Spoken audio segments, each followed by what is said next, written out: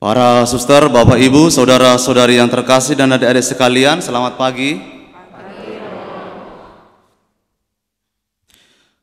Hari ini kita merayakan pesta Yesus menampakkan kemuliaannya, atau sering kita kenal dengan peristiwa transfigurasi. Dan bacaan Injil hari ini secara khusus diambil dari Injil Matius.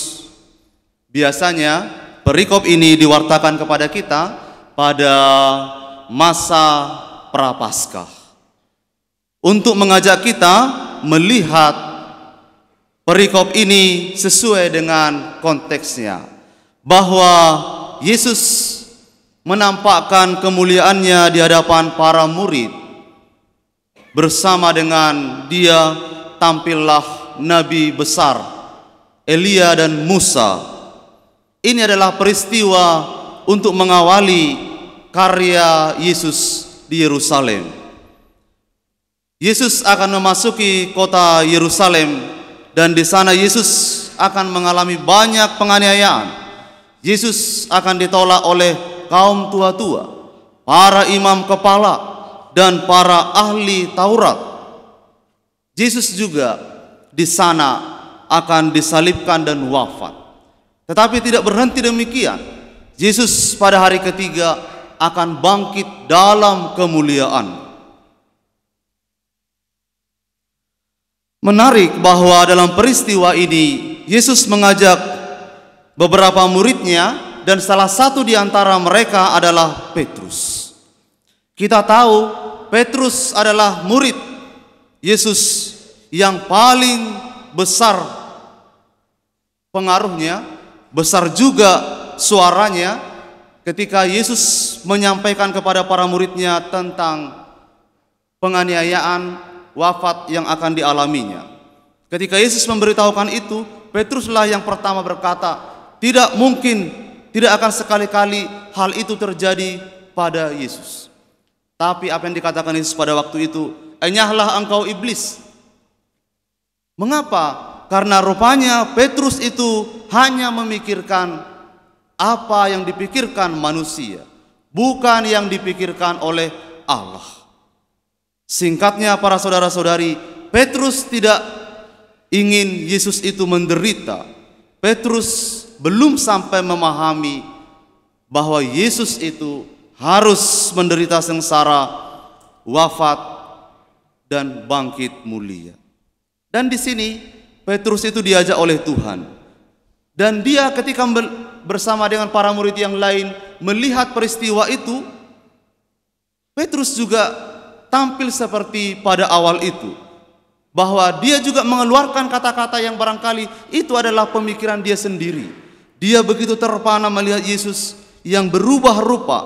Pakaiannya dikatakan begitu indah, bersinar, tampak di situ ada dua nabi besar. Lalu Petrus juga berkata seperti yang pernah dia katakan, yang pernah dia lakukan. Betapa indahnya kami berada di tempat ini. Jika engkau mau Tuhan, biarlah kita dirikan di sini 3 kemah. Sekilas apa yang dikatakan oleh Petrus ini hal yang baik sekali. Tapi para saudara-saudari, kiranya itu adalah spontan keluar dari apa yang dialami oleh Petrus. Petrus ingin tinggal lama melihat yang indah itu. Petrus ingin tinggal lama menikmati apa yang mengagumkan itu bersama dengan Tuhan, bersama dengan gurunya itu.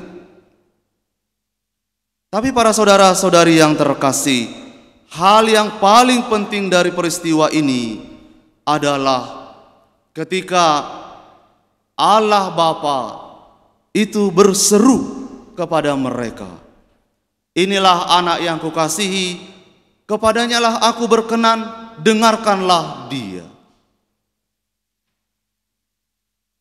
Petrus dan teman-temannya diundang oleh Yesus untuk tidak pernah berkurang iman, untuk tidak pernah berkurang kesetiaannya kepada Yesus.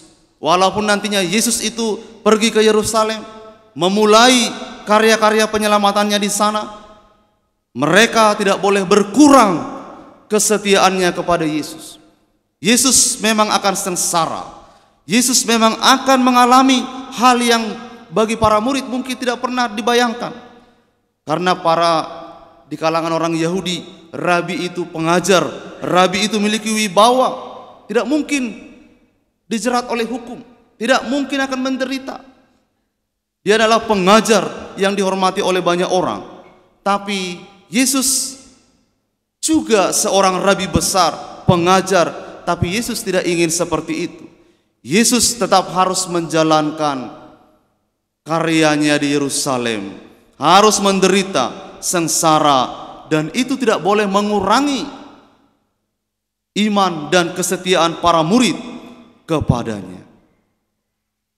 Saudara-saudari yang terkasih, sama seperti para murid, hari ini pada pesta penampakan kemuliaan ini, Yesus mengundang kita semua juga, supaya kita boleh memiliki telinga dan hati yang baik untuk mendengarkan Yesus sebagai Allah dalam hidup kita. Kita harus mampu mendengarkan, belajar untuk mendengarkan Yesus dalam hidup kita, mendengarkan Tuhan. Kita tidak boleh mengabaikan mendengar suara Tuhan di dalam kehidupan. Dalam berbagai peristiwa hidup kita, konflik yang terjadi, baik yang kecil maupun yang besar, di kalangan komunitas, gereja, masyarakat, pertama-tama yang harus kita usahakan adalah untuk mendengar suara Tuhan.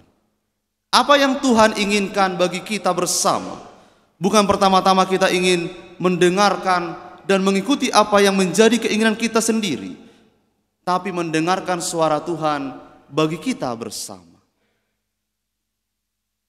Seringkali para saudara-saudari, kita berdebat panjang karena kita hanya mendengar apa yang menjadi keinginan kita sendiri, kita masing-masing. Mendengarkan suara saya, mendengarkan yang lain, terus kita berdebat di dalamnya. Tapi coba kita mendengarkan suara Tuhan, menempatkan Tuhan di atas segala-galanya, di atas perkara yang kita alami. Lalu kita bertanya, apa yang Tuhan inginkan bagi kita? Dari pengalaman, seringkali konflik itu menemukan jawabannya ketika kita meletakkan perkara itu pada Tuhan. Saudara-saudari yang terkasih, pada akhirnya para murid diajak oleh Tuhan turun dari gunung itu. Ketika mereka sudah menyaksikan pengalaman yang indah itu, yang mengagumkan itu, Yesus tidak membiarkan mereka tinggal di situ. Suatu gambaran yang baik bagi kita. Salah satu orang kudus memberi kita gambaran, mewartakan kepada kita tentang hal ini. Ini adalah gambaran tentang pengalaman doa yang baik. Saudara-saudari, doa yang baik itu indah. Bukan hanya doanya yang indah, kitanya juga mengalami sesuatu yang indah. Bertemu Tuhan itu dalam doa indah sekali. Rasa-rasanya waktu doa itu menjadi tidak membosankan. Tetapi gereja juga mengajar kita bahwa doa yang baik haruslah melahirkan pribadi-pribadi yang mau mengalami Tuhan dalam diri sesamanya. Dengan kata lain, doa kita yang sejati, doa kita yang baik, yang membuat kita suci, yang menguduskan hati kita, haruslah mendorong kita juga untuk menemukan Tuhan dalam diri saudara-saudara kita, terutama mereka yang membutuhkan kita. Para saudara-saudari, mari kita pergi.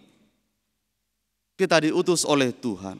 Biarlah pengalaman-pengalaman doa kita sehari-hari, Tuhan yang kita dengarkan, boleh kita bawa juga dalam perjalanan hidup kita melayani saudara-saudari yang membutuhkan. Tuhan memberkati.